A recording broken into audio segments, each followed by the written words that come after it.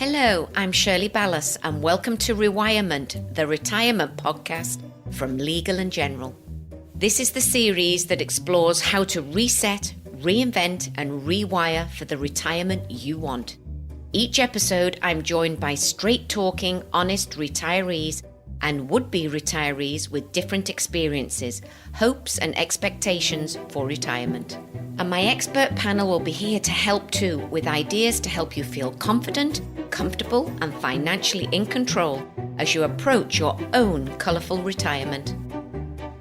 Today we're tackling the topic of making the big switch. How do you go from a lifetime of work to your ideal retirement without a bump? I think men sometimes find it harder than women. It's about more than money, as we'll find out. If someone asked me to think about what I'd be doing for the next 30 years, I'd have no idea. Thank you for downloading Rewirement, the retirement podcast from Legal & General. Here's hoping it brings you one step closer to your dream retirement. Today, I'm going to be chatting with Emma Byron from Legal & General, as well as entrepreneur Tricia Cusden of Look Fabulous Forever for their tips on the transition from full-time work. Before that, let's check in with our honest, straight-talking team of would-be rewirees. Last time I caught up with John.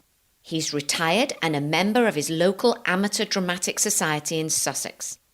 Today we're going to meet a couple of his fellow group members, Sue, who's retired, and David, who's still working and contemplating how and when to make the move to retire. Here's what happened when we got together. First, Sue and David told me a little bit about where they are right now. Well, my situation is that I retired almost 10 years ago, so I'm not working any longer. And are you enjoying the process of not working? I am enjoying it. I'm enjoying the process of not working very much indeed. And what kind of things do you get up to then? I have an allotment, I have a garden, so I spend a lot of time on them. I've joined the U3A, I'm in 4 groups with them. One of them, I'm learning Latin, I'm in the natural history group, I'm in a walking group, which is sort of long walks, I'm in a natural history walking group as well. I do yoga. I'm the police neighbourhood watch coordinator for part of my road. And so it's safe to say you don't miss work then? No, I feel I'm very busy and I have difficulty fitting things in very often. And you, David? Well, I'm actually still working. I still work full-time, travelling up and down to London for my sins. And from what Sue's just said, I don't know whether I'm going to look forward to retirement or not. It sounds more hard work than actually working. But no, I mean, I'm actually looking forward to retirement. It's something, I'm now conscious of the fact that it's something that's coming up. Now I'm 62 next month.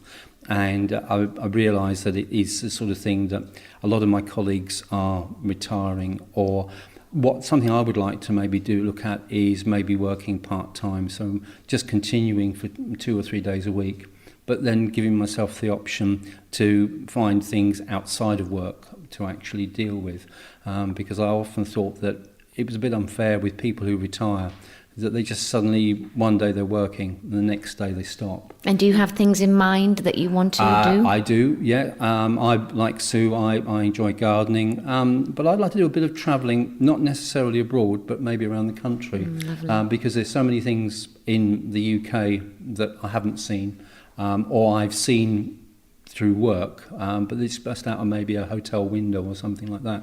So it would be nice to just maybe spend a few days in places to go and see them, visit, and have a look around these places. Remember John from last time? I'm John. I've been retired about 3 years. I am married with 2 grown-up children. As a bit of a saver, John talked about his dilemma of not being sure about when to enjoy the money he'd set aside and when to continue his careful habits. I asked him about how he approached the leisure side of retirement.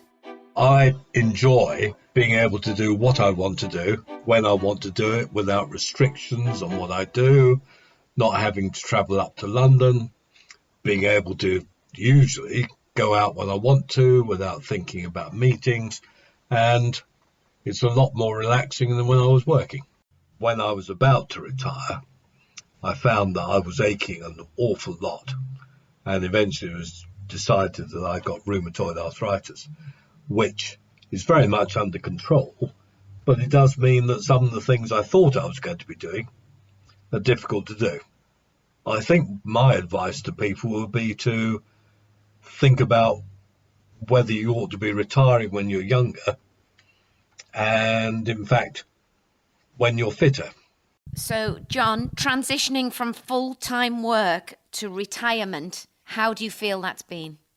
It actually worked out well and not quite so well. So when I started work, our pension scheme said that I would retire at 60. So that was certainly the plan. So I was 60 at the end of 2015, but that was when I suddenly started to realise that my health wasn't as good as it might have been. Because of my arthritis, I worked from home for the last 6 months or so of my employment, because when things have moved forward, a lot of my work I could do over the internet. So that's how I transitioned, and I was very fortunate as well that when I actually did retire, the arthritis was under control. I've needed a couple of hip replacements because of it, but in fact that's been fantastic, been really good. So now I can move forward and start to enjoy retirement more than I had been. It's something you very much have to take into account, that when I was working, I was out of the house for 12 hours a day. Suddenly you find that there's the two of you in the house and you're here together all the time. I mean, that's a transition just on its own, isn't it? Oh, ever so much, because if you're not careful, you can very easily get on each other's nerves. So my wife likes to go out and meet friends for coffee. I go out for lunch with friends of mine and see various people. And so making sure that we have an active social life. But I think we've always decided, Shirley, that although there were a number of things we wanted to do together, it was very important to have our own lives as well, because otherwise you tend to run out of things to talk about if you're not careful. It sounds like you've really made the transition from full-time work into retirement amazingly well, and also with your personal life and being with your wife at home full-time. Sounds like you actually have done extremely well.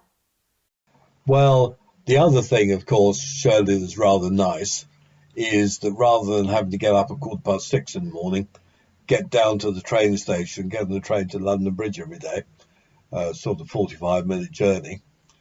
If I want to get up at 8 or 8:30 now, I can do it. But you have to be careful that you don't spend half the morning in bed. It sounds like getting the balance right in your relationships and your routine is just as important as making sure you have hobbies and plans to enjoy. David, meanwhile, has worked for the civil service for 42 years. He's confident about the financial side of his move to retirement, but he knows that's not the situation for most these days. With the younger generation, what they tend to do is you say to them, have you thought about a pension? Have you thought about this? Have you thought about that? And they just go, oh, I'll think about that in a few years' time. I asked Sue what advice she'd give people when making their plans for retirement. Sue seems to be a master of hobbies and is enjoying colourful retirement. But is there anything she might have done differently? It's very difficult because when I first retired, I retired in the August, and I was a bit of a loose end in the winter as the winter came on, and I was actually, really quite sort of bored and wondering what to do. So I hadn't really thought out what I was going to do myself properly. But I would, looking back on it, advise someone to give it some thought as, what they wanted to do and how they were going to set about it. So think about it before you retire. I think you should do, yes. I mean, once that autumn was over and I got to the following year, I started actually doing things, so it was fine. But I think some people who haven't got any interests, and I did have a lot of interests, it's just I didn't do anything about them. some people who haven't got many interests, I think they find themselves a bit of at a loose end. I think men sometimes find it harder than women. I don't know whether this is still so, but in the past, a lot of men retired and all their life was just work, and they did nothing else. And quite a lot of them just died after they'd been retired for a few years, because I think they must have just got so bored and had nothing to do. Thanks, Sue. That's something for me to look forward to. But Shirley, don't you think it's a bit like you said just now? Different people do different things, and some people will, plan out what they're going to be doing. Other people will just go, well, I'll let it just wash over me and I'll deal with it as and when it comes. And I think the problem is sometimes it depends on with your retirement, is it something that you planned or is it something that's unplanned? For example, my father's 87. He's got a condition, and I don't know if he's going to sort of how many years he's got. But I mean, it could be that suddenly I'm going to have to suddenly think about, okay, well, what do I do now? Do I go part-time? Do I retire?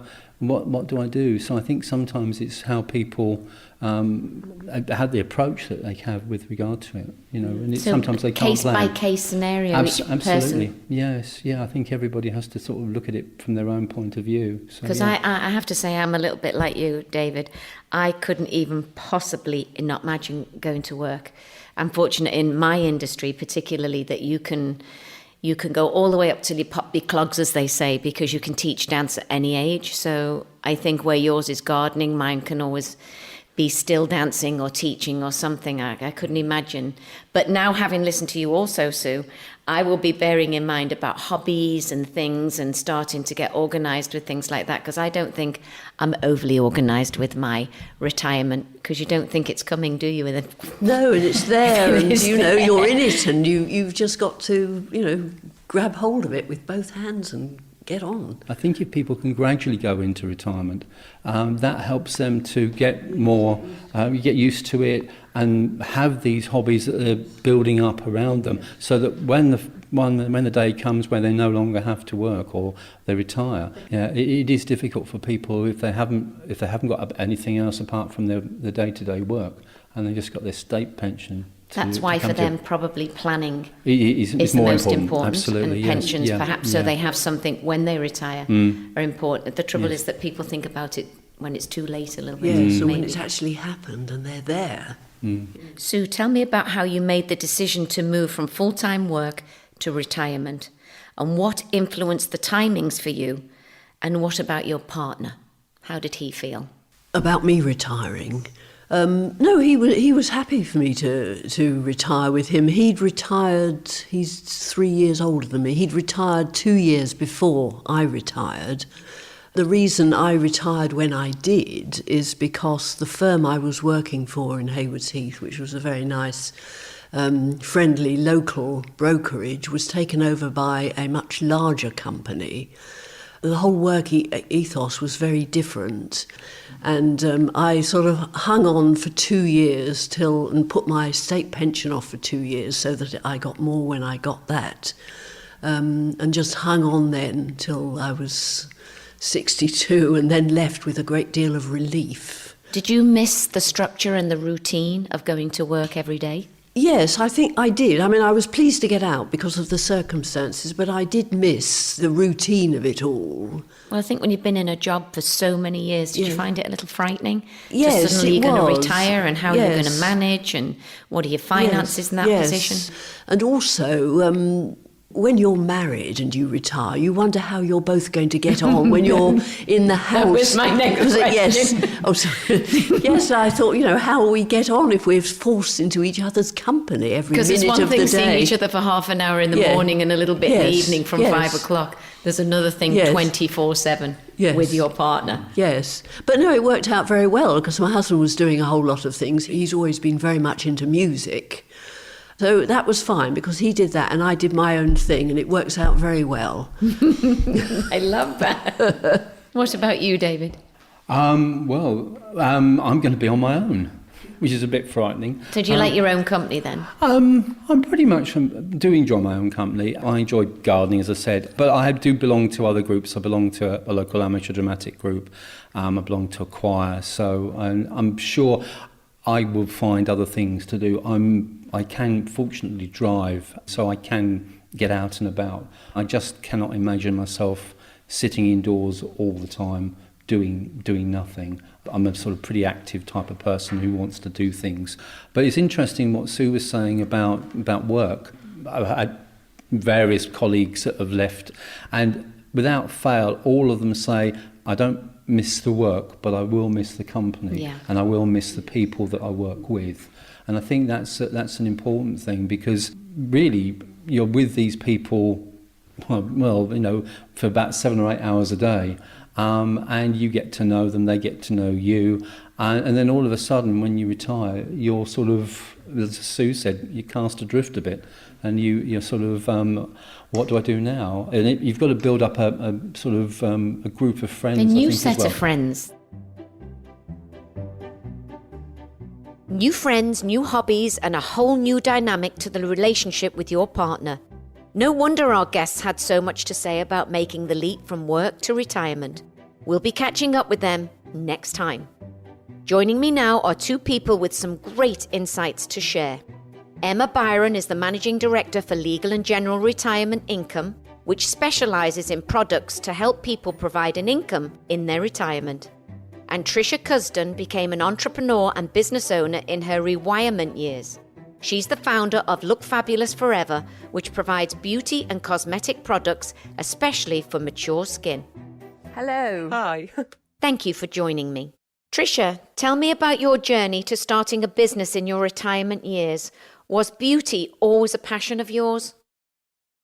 Makeup was always a passion of mine, but I knew nothing about the beauty industry, and in fact was very much an outsider to the beauty industry when I had the idea to start the business. It grew out of what was basically a very challenging year for me. So I started the business when I was 65, but the year before that, when I was 64, my daughter had given birth to a baby who was very sick, and I found myself really needed for practically every day during that year for one thing or another.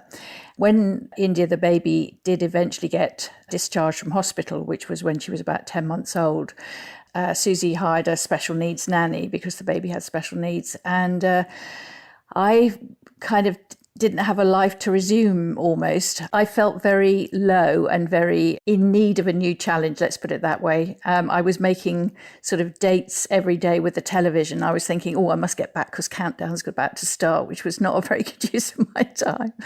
And I kept thinking, I might live for another 30 years. I'm 65, but I could well live into my 90s. What on earth am I going to do with the rest of my life? So I actually thought, what do I love? What do I enjoy? What do I miss? What would I love to have in my life right now?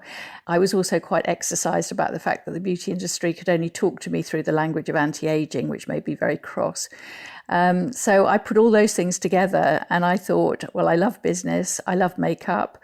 I'd love to do something different within the makeup arena for older women. And so I just decided to do it and set up the business. Wow, that's simply amazing. How is running a business at this age different to the career you had when you were younger? I think the thing about running a business when you're a lot older and you've got a huge amount of experience is anything that crops up, you've usually met before along the way, and that helps enormously. I mean, there is no question that by the time you reach 65, you're going to be extremely experienced in a huge number of ways. And what I feel quite strongly about Look Fabulous Forever is that it brings together everything that I have done into one very neat package. So, for instance, we make videos for YouTube, and they have been part of the sort of bedrock of the success of our business, especially initially. So making a video for YouTube would have been daunting for some people, but because I use video a lot in my life as a management trainer, I was perfectly comfortable being on video. And also things to do with actually running a business, keeping an eye on cash flow and understanding how everything sort of meshed and worked together was something that I'd experienced before. And I think the big difference was to do with risk. I've always been quite entrepreneurial, but when you're 65, you cannot risk the roof over your head. At the age of 65, when we needed extra money to help the business to grow, I knew that the solution to that was to go outside and ask other people for money. which is what we did. And fortunately, the business was very attractive, so we raised money very easily. But it's very important, I think, if you're older and you're going to start a business venture, that you do so within certain limits. Boy, what a story. Our rewirees talked about the transition in their relationships. How have yours changed in retirement? I think what's interesting, I now work with my two daughters. So what happened was I started the business, and 6 months later, my older daughter, Anna, rang me up. She was working as a PR consultant, and she rang me up and said, "Mum, this business is really interesting and it's obviously doing brilliantly. Can I come and join you? Because there's a great story to tell here." So I just said, "Well, there's no job and there's no money, but you can come if you like." So I didn't exactly incentivize her to join me, but she did join me. And it was lovely because she came with a fresh pair of eyes. We then had to find a way to make that work for us, because I'm still her mum, and we still have to relate as mother and daughter. But at the same time, we were running quite a serious business together. And then my other daughter, the mother of India, the sick baby, she said, "You and Anna seem to be having a lot of fun. Can I come and join now?" We all have a good relationship with each other. We're good at talking out problems and stuff like that. And it's just been the most amazing fun. So instead of having less contact with them, I actually now have more contact with them. And the 5 grandchildren that I've got, they live quite near to me, so I get to see them as well. And we've got an absolute iron rule that when I'm there, we don't talk about the business. So when I'm in their homes, the business is off limits. I couldn't think of anything more special, actually, to be honest. Listening to your story, it's really, for me, it's quite captivating. So congratulations on all you've done, for sure. Hello, Emma. Hi. Hi, darling. What are the steps people should be considering before they retire? Well, I think, as Tricia mentioned, it can be quite a daunting prospect to look at the next 30 years of your life and work out what you're going to do and what money you're going to use and so on. So I think people should really just try to break it down a little bit and start with thinking about how they see themselves spending their life in the next 5 or so years. So will you be working? Maybe you want to carry on part-time working. Maybe you want to volunteer. What hobbies will you take up and so on. So I think it's really important to just try and picture what your lifestyle will be like, and have a bit of fun with it. Try to really imagine yourself enjoying your time not working and how you'll spend that. So I would say that's the first step for people to really think about, rather than diving in straight to think about the finances, which can be quite scary for people. So I'd say start with the fun bit first. So making a decision what you want to do in the next 5 years, keep it on a short-term plan. Yeah, absolutely. I mean, I think if someone asked me to think about what I'd be doing for the next 30 years, I'd have no idea. I'd hardly have an idea beyond the next year, I'd say. So really, really think about the shorter term and how you'll live. Because, of course, people's lives over retirement will change significantly.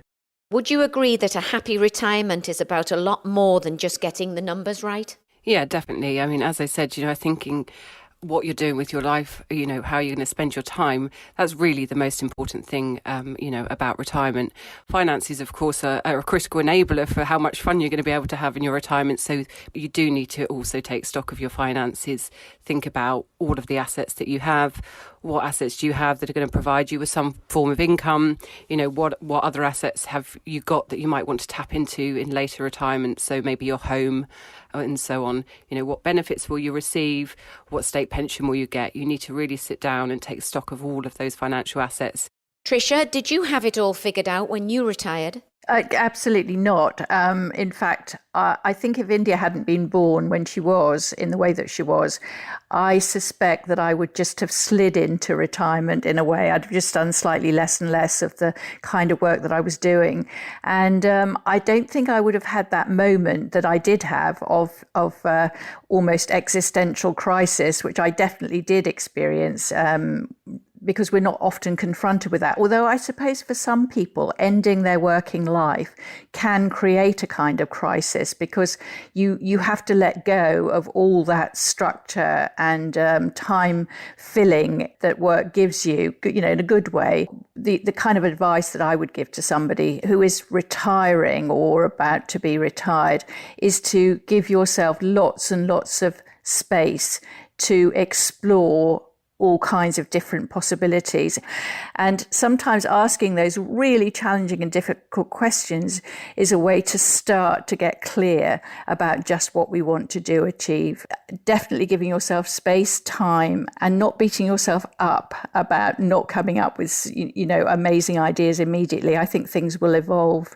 I'm in touch with a huge group of older women, and I am staggered every day at just how brilliant they are and how brilliantly they are creating interesting lives for themselves in this what I think of as the last great adventure. What other creative ways have you heard of people making an extra income in their retirement? So all these amazing women that you spoke to in their late 60s or what have you, what have you heard from them? Well, one of the most inspiring is somebody who has always been very creative, but she'd never had time to sort of realise her true creativity. And she did a silversmithing course, which she absolutely loved, and started to make amazing jewellery, really beautiful jewellery. And she now makes and sells jewellery. And I just think that's lovely. A lot of people miss the social life when they finish work, which is a big part of their identity. Do either of you have advice on how you can make that transition a bit gentler? I tell you what, one of the things that strikes me about a lot of the women that I talk to is that they are very sociable beings and they join a lot of clubs. So they join choirs, and they join book clubs, and they go to Zumba, and they've got the most amazing social lives. Yeah, I mean, I guess as Tricia says, it's about finding the things that you enjoy that are going to keep you occupied and make you feel that sense of purpose.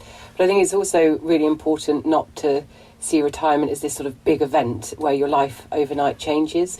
It's really a sort of transition that will take, for many people, a number of years if they choose to slow down work and kind of gradually retire. So I think in the run-up to retirement, if people are slightly daunted by what they're going to be spending their time doing, it's worthwhile, looking at picking up new hobbies, volunteering, doing things that maybe you haven't had time to do before, and starting to do those as you work your way up to retirement. I think volunteering is proven to be great for improving people's health and well-being, so it's a fantastic thing for a lot of people to do in retirement, and many do, because they have that time to give back to society. Sue made an observation that she thought men can find it harder to make the transition to retirement. Do you think there are differences between the sexes in the way they approach this time? I do think there's a difference between the sexes. I think men find it a lot more difficult and challenging to be domestically based, let's put it that way. They really do miss, in a way that I don't think I particularly missed, just getting out there and bestriding the world as a colossus kind of thing. I also think that men attach a huge amount to their status within a job in a way that women tend not to. But then, I've got friends who are married to men who are incredibly happy to be retired and really have had enough of the corporate life and are more than ready for the next chapter. So I think it's very individual to a large extent. Yeah, I guess I'd probably sit more on the side of the men that Tricia decide and be quite daunted at the prospect of being domestic all the time. But I won't admit to being attached to my job title, though.